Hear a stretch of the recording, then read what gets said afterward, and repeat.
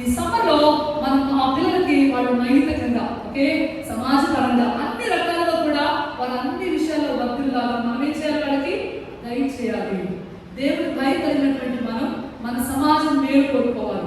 సమాజం మన దేశానికి అది ఆశీర్వాదకరంగా ఉండాలి కానీ క్రిస్టియన్ సొసైటీ వారికి కీడు చేసే విధంగా హానికరంగా ఉండనే ఉండకూడదు. అంటే మనం ఏం చేయాలి, చిన్ననాటి నుంచి బయట చదివి బాలు నడవసత్వంలో బాలుడుగా ఉన్నప్పుడే వారికి నేర్పించండి. అప్పుడేమవుతారు, వారు పెరిగిపోయాక ఆ మార్పుల నుండి తొలగిపోవాలి. మనం ఆ మార్పుల నుంచి తొలగిపోకుండా మన దేశానికి ప్రపంచానికి వారు ఆశీర్వాదకరంగా ఉండాలంటే మనం బాల్యంలో ఉన్నప్పుడే వారికి ఏం చేయాలి, ఈ విషయాలను నేర్పించాలి.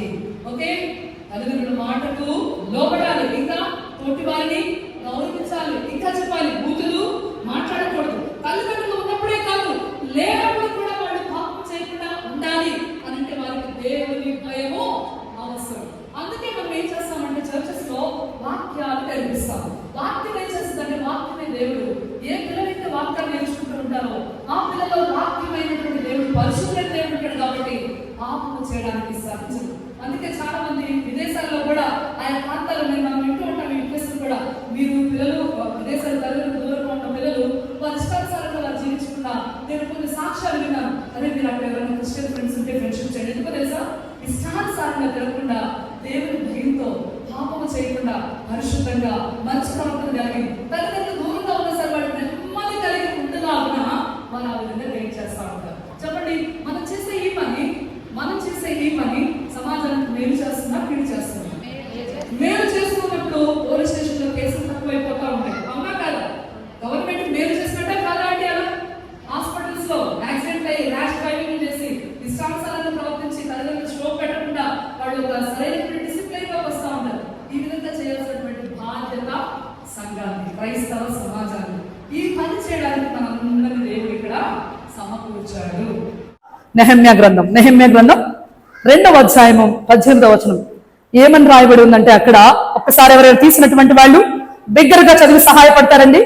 నెహెమ్యా గ్రంథము 2వ అధ్యాయము 18వ వచనం ఒక్కరు చదవండి. ఇదియుగాక నాకు సహాయం చేయు దేవుని కరుణాహస్తము గూర్చియు రాజు నాకు సెలవిచ్చిన మాటలన్నయు నేను వారితో చెప్పుకుని, అందుకు వారు మనము కట్టుటకును పూను కొందుము రెండని చెప్పి ఈ మంచి కార్యము చేయుటకై బలము తెచ్చుకుని. గట్టిగా చప్పట్లు పడదామండి. ఇది మంచి పని. ఏంటిది? ఇక్కడ మనం చదువుకున్నటువంటి వాక్య భాగంలో ఆనాటి దినాల్లో నెహెమ్యా యెరూషలేము యొక్క ప్రాకారాలు, కాంపౌండ్ వాళ్ళు పడిపోతే తిరిగి కట్టడానికి మరి ఆయన ఎక్కడైతే జాబ్ చేస్తాడో ఆ ప్లేస్ లో రాజుగారి పర్మిషన్ తీసుకొని వచ్చాడు. చూడండి, ఆనాటి దినాల్లో దేవాలయంలో దేవుడు ఉండేవాడు. కానీ ఇప్పుడు దేవుని యొక్క దేవాలయం మన దేహము. ఏంటండి? మానవుని యొక్క దేహమే దేవుని యొక్క ఆలయం. మరి ఆలయం ఏ విధంగా ఉండాలి? పరిశుద్ధంగా ఉండాలి. పాపపు చీకటి కార్యాలు ఈ దేవాలయంలో ఉండకూడదు. కానీ నేటి దినాల్లో చిన్న వయసులోనే పిల్లలు ఎంత భయంకరంగా తయారవుతున్నారో మీరు చూస్తా ఉన్నారు. అవునండి, అవునంటారా కాదంటారా? అధిక సమయం ఎవరితో గడుపుతూ ఉన్నారు? సెల్ ఫోన్ తో. చెప్పండి, మీరు సెల్ ఫోన్ ఫాలో అయ్యే పిల్లలు సరైనటువంటి మార్గంలో వెళ్తారా? ఏదైతే చూస్తారో అది ఖచ్చితంగా చేస్తారండి పిల్లలు. చెప్పింది కాదు, చూసి ఎక్కువ ఫాలో అవుతూ ఉంటారు. సెల్ ఫోన్ లో ఏమైతే చూస్తున్నారో వాటన్నిటిని చూసి మైండ్ కూడా పొల్యూట్ అయిపోతూ ఉంది. తిరుగుబాటు చేస్తుంది. వీడియో గేమ్స్ ఆడి ఏం చేస్తారండి? ఇతరుల్ని కొట్టడం, బాల్యంలోనే రకరకాల భయంకరమైనటువంటి పరిస్థితులు. నేను లాస్ట్ ఇయర్ ఒక న్యూస్ చూసాను టీవీలో.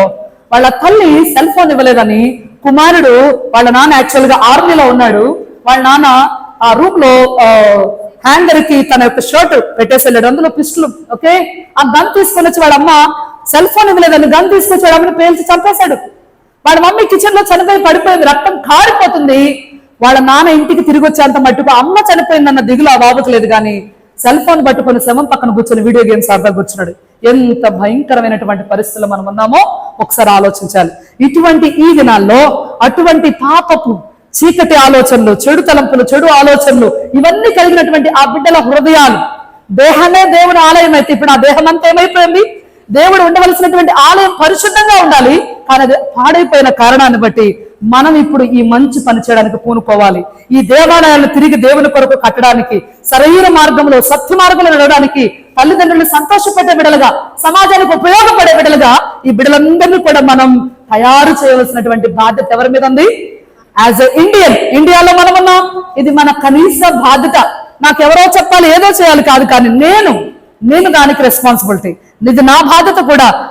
నా బైబిల్లో నా దేవుడు ఈ మంచి పని చెప్తూ ఉన్నాడు. ఈ మంచి పని చేయడానికి నేను ఏం చేస్తానో పూనుకుంటాను. ఈ సమ్మర్ హాలిడేస్ లో వెకేషనల్ బైబిల్ స్కూల్ ద్వారా లేదా చిల్డ్రన్ బైబిల్ క్లబ్ ద్వారా నేను ఈ పిల్లలకి దేవుని భయంతో పాటు, దేవుని భయం దేనికండి?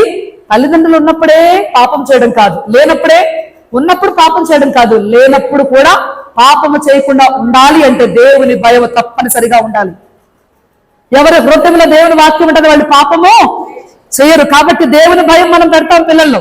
అంత మాత్రమే కాదు, తల్లిదండ్రుల యొక్క ప్రాముఖ్యత, సమాజంలో ఎలా ఉండాలి, ఇంట్లో ఎలా ఉండాలి, ఓకే, వాళ్ళ స్కూల్లో ఎలా ఉండాలి, ఈ విషయాలన్నీ కూడా మనము వారికి నేర్పిస్తాం. ఇది మంచి పనా కాదా?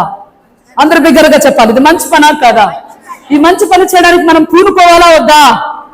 ఈ పని చేయడానికి మనం ప్రారంభిస్తే, మీరు చదివిన ఆ వాక్య భాగంలో దేవుని మాట ఏమనుందో తెలుసా? దేవుని యొక్క కరుణాహస్తం మనకు తోడుగా ఉంటదంట. హల్లెలూయా చెప్పాలి బిగ్గరగా, హల్లెలూయా. దేవుడే మనకు తోడుగా. ఈ మంచి పని చేస్తున్నప్పుడు రకరకాల మాటలు వస్తాయి, ఓకే, రకరకాలుగా మాట్లాడతారు. కానీ మనం చేసేది మంచి పని అని మనకి కన్ఫామ్ గా తెలిసినప్పుడు ఎవరు ఏమనుకున్నా కూడా మనం బాధపడాల్సిన అవసరం లేదు. ఎవరున్నారు మనకు తోడుగా? దేవుడు ఉన్నాడు. మనము కీడు చేస్తే బాధపడాలి, కానీ మేలు చేసేందుకు మేలు చేస్తూ కీడు అనుభవిస్తే సంతోషించండి.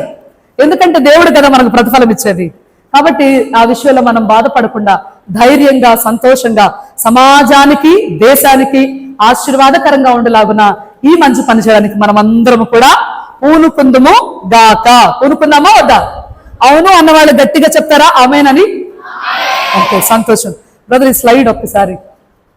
రాకపోతే నాకెందుకు, నేను నా కుటుంబం బాగుంటే చాలు. వాళ్ళ కొరకు ఇప్పుడు డబ్బులైనా ఇస్తారు కానీ సమయాన్ని ఇవ్వట్లేదు ఎవరు కూడా.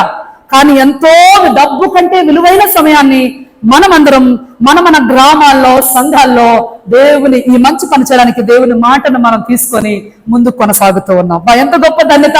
పక్కన వాళ్ళకి షేక్ హ్యాండ్ ఇచ్చి వెరీ గుడ్ అని చెప్పండి. కీప్ ఇట్ అప్, దేవుడు నీకు తోడుగా ఉంటాడని చెప్పండి. మన సమయాన్ని మనం ఇవ్వబోతున్నాం. 10 రోజుల తరగతుల్లో మనం పిల్లలతో సమయాన్ని గడపబోతూ ఉన్నాం. వాళ్ళని సరైనటువంటి మార్గంలో నడిపించడానికి మనము ఈ మంచి పని చేయడానికి మనం అందరం కూడా పూనుకున్నాం. అంతేకాదు, మీ సమయము, మీ తలాంతలు, మీ డబ్బు, ఓకే, మీ యొక్క ఎనర్జీ, మీ కష్టం, వీటన్నిటి ఏం చేయబోతున్నారు? ఖర్చు పెట్టబోతూ ఉన్నారు. ఇంత ఒక మంచి పని జరుగుతూ ఉన్నప్పుడు తప్పనిసరిగా ఆటంకాలు, అభ్యంతరాలు అనేవి ఖచ్చితంగా ఉంటాయి. వాటి వైపు మీరు చూడకండి, దేవుని మాట వైపు మాత్రమే మనము చూడాల్సినటువంటి అవసరత. ఇంకొక విషయం, ఏదైనా ఒక విషయాన్ని మనం నేర్పించడానికి పెద్దలకు చెబితే పెద్ద చెప్పొచ్చేవాళ్ళే అంటారు, అవునా కదా? పెద్దవాళ్ళకి ఎన్నిసార్లు ఒక మంచి పని గురించి మంచి మాట చెప్తే లైట్ తీసుకుంటారు. కానీ ఈ బాల్యంలో వారికి సరైనటువంటి మార్గాన్ని మనమందరం కూడా బోధించడం ద్వారా, వింటున్నారా? ఈ బాల్యంలో సరైన మార్గంలో వారికి ఏ విధంగా జీవించాలి, ఏది తప్పు కాదు. పిల్లలు అంటేనే నేర్చుకునేవారు అండి. ఎవరు పిల్లలంటే? అది నేర్చుకునే వయసు. నేర్పించాల్సినటువంటి బాధ్యత మన మీద ఉందా లేదా? ఖచ్చితంగా ఉందండి. దేవుని బిడ్డలంగా ఖచ్చితంగా ఉంది. మనం నేర్పించాలి అంటే బైబిల్ కూడా చాలా క్లియర్ గా చెప్తుంది, బాల్యంలోనే వారికి నేర్పించాలి. నువ్వు బాల్యంలో నేర్పిస్తే పెరిగి పెద్దయ్యా కూడా తప్పు చేయకుండా భయంగా జీవించడం, పరిశుద్ధంగా జీవించడం, తల్లిదండ్రుల పట్ల, సమాజం పట్ల బాధ్యత కలిగి జీవించడం వాళ్ళు నేర్చుకుంటారు. కాబట్టి నువ్వు బాల్యం నేర్పించాలి. ఇప్పుడు ఏదైనా ఒక పొలాన్ని మీరు కొనాలనుకుంటున్నారు. పొలాన్ని కొనే ముందు ఆ పొలము, ఆ భూమి, ఓకే, ఆ నేల మంచిదా కాదా చెక్ చేస్తారా లేదండి? చెక్ చేస్తారా లేదా? ఏ పొలాన్ని పడితే, ఏ నేలని పడితే ఆ నేలను మనం డబ్బు పెట్టి కొనం. ఆ నేల గురించి ముందు ఎంక్వైరీ చేస్తాం. ఎంక్వైరీ చేసి ఓకే, ఇది సారవంతమైనటువంటి నేల, దీని కొరకు నా టైం ఖర్చు పెట్టొచ్చు, నా డబ్బు ఖర్చు పెట్టొచ్చు, నా కష్టం ఖర్చు పెట్టొచ్చు అని మనకు తెలిస్తే, ఆ నేల గురించి తెలిస్తే మనం ఏదైనా సంతోషంగా చేయడానికి ఇష్టపడతాం. మీరు ఎవరి మధ్యలో పని చేయబోతున్నారో తెలుసా అండి? ఈ ప్రపంచంలోనే అత్యధికంగా, అతి తొందరగా, అత్యంత సారవంతంగా ఫలింపనిచ్చే భూమి, నేల ఏది అంటే గనక సర్వే ప్రకారం 4 నుంచి 18 సంవత్సరాలు వయసు కలిగినటువంటి వారి హృదయము. ఈ బాల్యంలో వారికి మనము మంచి మార్గాన్ని వారికి బోధిస్తే సత్య మార్గాన్ని వారికి మనం బోధిస్తే జీవించిన జీవిత కాలం అంతా వారు సరైన మార్గంలో నడుస్తూ అనేకుల్ని వారి చుట్టుపక్కల వాళ్ళ క్లాస్ రూమ్ లో వాళ్ళ ఫ్రెండ్స్, వాళ్ళు యవనంలోకి వెళ్ళాక కాలేజీలో తన ఫ్రెండ్స్, వాళ్ళ ఇన్ఫ్లుయెన్స్ ని బట్టి ఓకే మంచి మార్గంలో మంచి ఫ్రెండ్స్ తో ఫ్రెండ్షిప్ చేస్తే ఏమవుతారండి? మంచి వాళ్ళే అవుతారు. చెడ్డ ఫ్రెండ్స్ తో ఫ్రెండ్షిప్ చేస్తే చెడ్డవాళ్ళే అవుతారు. కాబట్టి గుర్తు పెట్టుకోండి, ఒక మంచిని మనం పిల్లలకు నేర్పించడానికి పూనుకుంటున్నాం. కాబట్టి మీరు ఈ బిడ్డల కొరకు మీరు మీ టైం, మీ టాలెంట్స్, మీ మనీ, ఓకే మీ ఎనర్జీ ఇవన్నీ ఖర్చు పెడుతున్నారు. గుర్తు పెట్టుకోండి, ఈ నేల మంచిది. ఎవరిలో అయితే ఈ మాటలు మీరు వారి హృదయంలో వేస్తూ ఉన్నారో అది అత్యంత సారవంతమైనటువంటి నేల. మీరు పడినటువంటి కష్టము వృధా పోదు. దీని కొరకు లోక సంబంధమైనటువంటి స్కూల్లో టీచర్స్ వినండి, స్కూల్లో టీచర్స్ మరి వాళ్ళు దీని కొరకు టైం స్పెండ్ చేయరు. ఇంకొక లోక సంబంధమైనటువంటి టీచర్స్ అయితే బుక్ లో ఉండే ఇన్ఫర్మేషన్ మాత్రమే పిల్లలకి ఇస్తారు. ఆ ఇన్ఫర్మేషన్ కి వాళ్ళకి సంబంధమే ఉండదు. కానీ మనం ఇక్కడ ఉన్నామే, ఎక్కడున్నామండి? దేవుని సన్నిధిలో ఉన్నాం. దేన్ని బోధిస్తున్నాం? మనం సత్య మార్గాన్ని బోధిస్తున్నాం. ఇది ఎలాంటిది అంటే ఈ పాపపు చీకటి లోకంలో పరిశుద్ధ జీవితం జీవించడానికి నడవలసినటువంటి మార్గాన్ని బోధించడానికి ఇది ఉపయోగపడుతుంది. బైబిల్ ఏదైనా ఒక వస్తువుని మనం కొన్నప్పుడు మనకేమిస్తారండి? ఏమిస్తారు? వారంటీ ఇస్తారు. ఇంకా ఏమిస్తారు? గైడ్ లైన్స్ ఇస్తారా? ఇన్స్ట్రక్షన్స్ ఉండే ఒక బుక్ ఇస్తారా? మాన్యువల్ ఇస్తారా? లేదండి, దాన్ని ఫాలో అవుతాం. మనం దీన్ని ఎలా యూజ్ చేయాలి? ఈ లోకంలో మనల్ని సృజించింది సృష్టికర్త అయినటువంటి దేవుడు. ఆ దేవుడే దాన్ని మనం ఈ లోకంలో ఎలా జీవించాలో మనం తెలుసుకోవడానికి, సరైన మార్గంలో నడుచుకోవడానికి మనకు మాన్యువల్ గా బైబిల్ ఇచ్చాడు. గట్టి క్లాప్ కొట్టాలి, గట్టిగా క్లాప్ కొట్టాలి. ఈ మాన్యువల్ మనం ఫాలో అవ్వాలండి. ఫాలో అవుతూ స్కూల్ టీచర్ లా కాదు, కానీ మనం పిల్లలకు బోధించే సత్య మార్గాన్ని బోధించే టీచర్స్ గా ఇందులో ఉన్న విషయాలు ముందు మనం ఆ ప్రకారంగా జీవించి ఆ పరిశుద్ధ మార్గంలో, ఆ సరైన సత్య మార్గంలో మనం నడుస్తూ వారిని కూడా నడిపించే వారిగా ఉండాలి. దీనితో మనకి ఖచ్చితంగా సంబంధం ఉండాలి.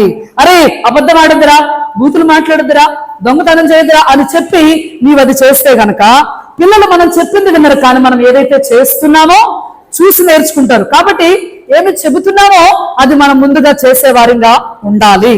ఉండి ఆ తర్వాత ఏం చేయాలండి? వారికి మనం నేర్పించాలి. ఓకే, పిల్లల జీవితాల్లో వాళ్ళకి మనం ఇన్ఫర్మేషన్ ఇచ్చేవాళ్ళంగా కాదు, జీవితాల్లో గొప్ప మార్పును మనం తీసుకురావాలి.